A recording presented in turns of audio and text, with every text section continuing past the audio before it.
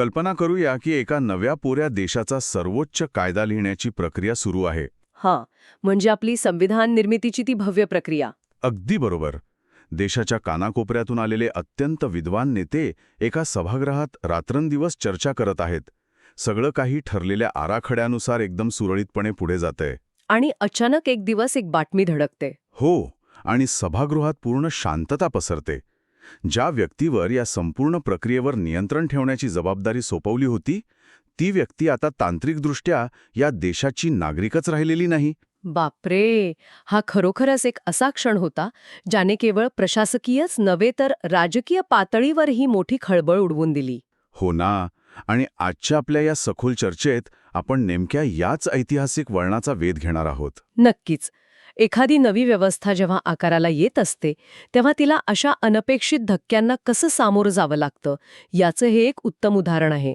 आपण आज एका अशा प्रश्नाचं उत्तर शोधणार आहोत ज्याकडे बऱ्याचदा कोणाचं लक्ष जात नाही. तो प्रश्न म्हणजे भारतीय संविधान सभेला चक्क 2 उपाध्यक्ष कसे आणि का? बरोबर. म्हणजे संविधान सभेचे अध्यक्ष म्हणून डॉक्टर राजेंद्र प्रसाद यांचं नाव सर्वांनाच परिचित असतं. पण या सभेला 2 उपाध्यक्ष होते आणि त्यामागे एक खूप मोठं राजकीय नाट्य दडलं होतं. आणि आजचं आपलं मुख्य उद्दिष्ट हेच आहे की या ऐतिहासिक घटनांमागील नेमकी कारणमीमांसा समजून घेणं. म्हणजे हा काही निव्वळ प्रशासकीय योगायोग नव्हता, बरोबर? अजिबात नाही. त्यामागे फाळणीच्या वेळेची ती प्रचंड राजकीय उलथापालथ आणि 500हून अधिक देशी संस्थानांना नव्या लोकशाहीत सामावून घेण्याची एक अत्यंत हुशार राजकीय खेळी होती. चला तर मग यावर सविस्तर चर्चा करूया. संविधानाच्या निर्मितीची प्रक्रिया किती गुंतागुंतीची होती आणि नेतृत्वाची रचना कशी बदलत गेली याचा हा प्रवास आज आपण उलगडणार आहोत. हो, आणि मला वाटतं या 2 उपाध्यक्षांच्या मुख्य कथेपर्यंत पोहोचण्याआधी आपण संविधान सभेच्या प्रवासाच्या अगदी पहिल्या दिवसापासून सुरुवात करायला हवी. म्हणजे 9 डिसेंबर 1946. अगदी तेच. तिथेच तर खऱ्या अर्थाने या कथेची सुरुवात होते. कारण त्या पहिल्याच दिवशी एक वेगळाच पेच निर्माण झाला होता, नाही का? होय.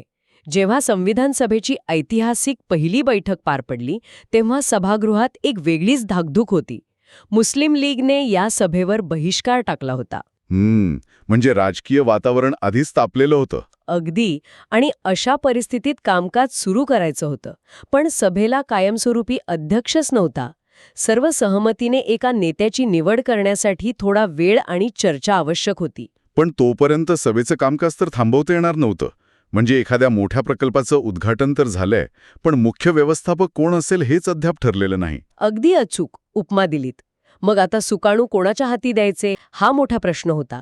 आणि येथे एक अत्यंत रंजक गोष्ट म्हणजे काय? अशा पेच प्रसंगातून मार्ग काढण्यासाठी संविधान सभेने चक्क एका फ्रेंच प्रथेचा अवलंब केला. फ्रेंच प्रथा म्हणजे नेमकं काय? या प्रथेनुसार सभागृहातील सर्वात ज्येष्ठ सदस्याला अध्यक्षपदाचा तात्पुरता मान दिला जातो.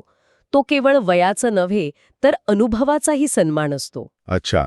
आणि त्यानुसार डॉक्टर सच्चिदानंद सिन्हा यांना हंगामी अध्यक्ष बनवलं गेलं. बरोबर. आणि पदभार स्वीकारताच त्यांनी एक अत्यंत महत्त्वपूर्ण पाऊल उचललं. त्यांच्याच सूचनेनुसार एका हंगामी उपाध्यक्षाचीही नियुक्ती करण्यात आली. आणि ते होते फ्रँक अँथनी. ते संविधान सभेचे पहिले नामनिर्देशित उपाध्यक्ष ठरले. अगदी बरोबर. आता इथे मला एक प्रश्न नक्कीच विचारायचा आहे. हां. हे अगदी शाळेच्या पहिल्या दिवसासारखं वाटतंय, जिथे कायमस्वरूपी वर्ग शिक्षक मिळेपर्यंत एक बदली शिक्षक वर्गाची जबाबदारी घेतो. हां, बरोबर आहे. पण फ्रँक अँथनी हे अँग्लो इंडियन समुदायाचे प्रतिनिधी होते. त्या काळात काँग्रेससारख्या मोठ्या पक्षाकडे अनेक दिग्गज नेते होते. हो, होतेच. मग केवळ काही दिवसांसाठी का होईना, पण एका अत्यंत लहान अल्पसंख्याक समुदायाच्या प्रतिनिधीलाच हा मान का दिला गेला? यामागे काही विशिष्ट राजकीय हेतू होता का? खरं तर हा एक अतिशय सूक्ष्म पण महत्त्वाचा राजकीय डावपेच होता. मी मगाशी म्हणाले तसं मुस्लिम लीगने सभेवर बहिष्कार टाकला होता. त्यामुळे अशी टीका होऊ लागली होती की ही सभा केवळ एका विशिष्ट बहुसंख्यक वर्गाचंच प्रतिनिधित्व करते. अगदी तेच. अशा वेळी संविधान सभेची निर्मिती ही सर्वांना सोबत घेऊन जाणारी प्रक्रिया आहे हे केवळ शब्दातून नव्हे तर कृतीतून दाखवून देणं गरजेचं होतं. अच्छा. म्हणजे फ्रँक अँथनी यांची निवड हा एक स्पष्ट संदेश होता. नक्कीच. या नव्या देशाच्या जडणघडणीत अल्पसंख्याकांच्या आवाजालाही सर्वोच्च पटलावर महत्त्व दिलं जाईल याची ती पहिली व्यावहारिक ग्वाही होती. हे खरोखरच कौतुकास्पद आहे. म्हणजे सुरुवातीच्या त्या अस्थिर वातावरणातही एक अत्यंत सकारात्मक आणि समावेशक पाऊल उचललं गेलं. हो ना, पण ही झाली सुरुवातीची केवळ तात्पुरती व्यवस्था. बरोबर. यानंतर कायमस्वरूपी नेतृत्वाची निवड कशी झाली आणि मगाशी ज्या धक्कादायक प्रसंगाचा आपण उल्लेख केला तो कसा ओढवला यावर येऊया. तर तात्पुरत्या व्यवस्थेनंतर लवकरच म्हणजे 11 डिसेंबरला डॉक्टर राजेंद्र प्रसाद हे संविधान सभेचे कायमस्वरूपी अध्यक्ष म्हणून निवडले गेले. त्यानंतर 25 जानेवारी 1947 रोजी डॉक्टर H.C. मुखर्जी यांची संविधान सभेचे पहिले निर्वाचित उपाध्यक्ष म्हणून बिनविरोध निवड झाली. हरेंद्रकुमार मुखर्जी, बरोबर. हो, ते ख्रिश्चन समुदायाचे प्रतिनिधी होते आणि एक अत्यंत सुशिक्षित तत्वनिष्ठ व्यक्तिमत्व म्हणून त्यांची ओळख होती. म्हणजे आता असं वाटत होतं की नेतृत्वाची फळी पक्की झाली आहे आणि संविधानाचं काम वेगाने पुढे जाईल. हो, सगळं काही सुरळीत सुरू झालं आहे असं वाटत असतानाच फाळणीची घोषणा झाली आणि मगाशी आपण ज्या धक्क्याचा उल्लेख केला तो इथेच बसला. बरोबर. अगदी बरोबर. दस्तऐवज सांगतात की भारताच्या फाळणीमुळे बंगाल आणि पंजाब प्रांताचं अमानुष विभाजन झालं. पण याचा थेट चटका खुद्द उपाध्यक्षांना कसा बसला? जर आपण याला व्यापक दृष्टिकोनातून पाहिले तर आपल्याला जाणवेल की फाळणीचा निर्णय हा केवळ नकाशावर रेषा ओढण्यापुरता मर्यादित नव्हता. म्हणजे त्याचा थेट परिणाम लोकशाही संस्थांच्या अस्तित्वावर होत होता. होय. Doctor H.C. मुखर्जी हे बंगाल प्रांतातून निवडून आले होते. फाळणीच्या निर्णयानुसार जेव्हा बंगालचं विभाजन झालं तेव्हा त्यांचा मतदारसंघाचा मोठा भाग पूर्व पाकिस्तानात गेला. अरे बापरे. म्हणजे ज्या भूमीचं प्रतिनिधित्व करून ते या संविधान सभेत आले होते ती भूमीच आता भारताचा भाग राहिली नव्हती. अगदी तेच. मतदारसंघाची भौगोलिक ओळखच पुसली गेल्यामुळे अत्यंत तांत्रिक पण कठोर अशा कायद्यानुसार डॉक्टर मुखर्जी यांचं संविधान सभेतील सदस्यत्व आपोआप रद्द झालं. हा विचार करायलाही किती भयानक प्रसंग आहे.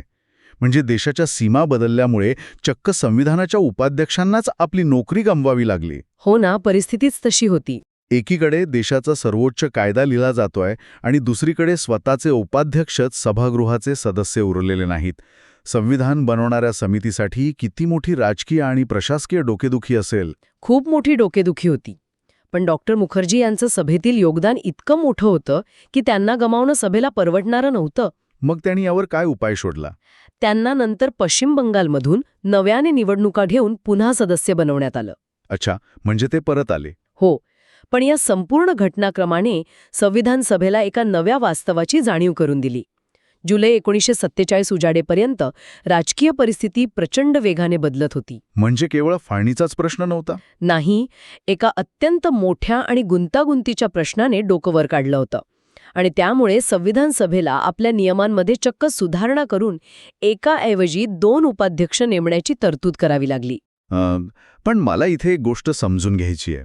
जर डॉक्टर मुखर्जी पुन्हा निवडून आलेच होते तर जुन्या नियमानुसार त्या एकाच उपाध्यक्षाने काम भागलं असतं ना? हो, तसं पाहिलं तर भागलं असतं. मग नियम बदलून 2 उपाध्यक्षांची गरजच काय होती? केवळ त्यांच्या गैरहजेरीत दुसऱ्याने काम पाहावं म्हणून ही सोय केली होती का? अजिबात नाही. ही केवळ प्रशासकीय सोय नव्हती. नियम बदलून दुसरा उपाध्यक्ष नेमण्यामागे खूप मोठं आणि दूरगामी राजकीय कारण होतं. अच्छा. आणि इथेच देशी संस्थानांचा विषय अत्यंत प्रकर्षाने समोर येतो. Princely states. हो, या ऐतिहासिक नोट्समध्ये एक अतिशय महत्वाचा संदर्भ आहे. अलवर संस्थानाचे संविधान सभेतील प्रतिनिधी N.B. खरे यांनी एक महत्त्वपूर्ण प्रस्ताव मांडला. काय होता तो प्रस्ताव?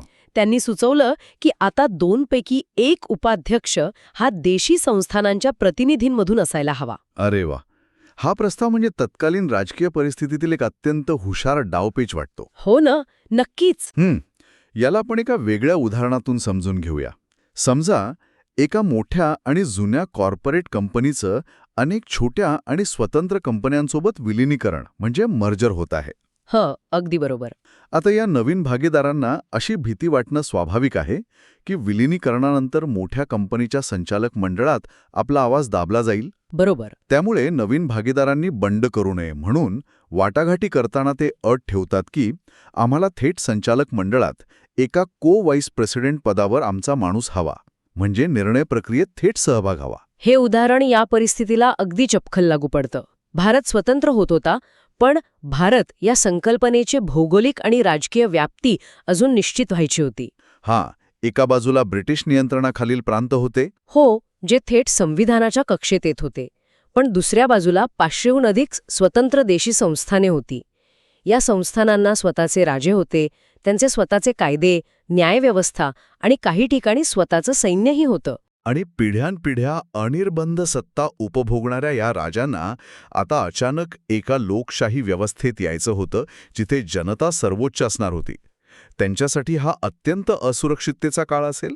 नक्कीच. या 500हून अधिक संस्थानांना भारतीय संघराज्यात सामील करून घेण्याची प्रक्रिया अत्यंत नाजूक होती. त्यांच्यावर भारत किंवा पाकिस्तान यापैकी एकाची निवड करण्यासाठी दबाव होता. बापरे, म्हणजे जर ही संस्थाने भारतात सामील झाली नसती तर भारताचे अक्षरशः शेकडो तुकडे झाले असते. अगदी बरोबर.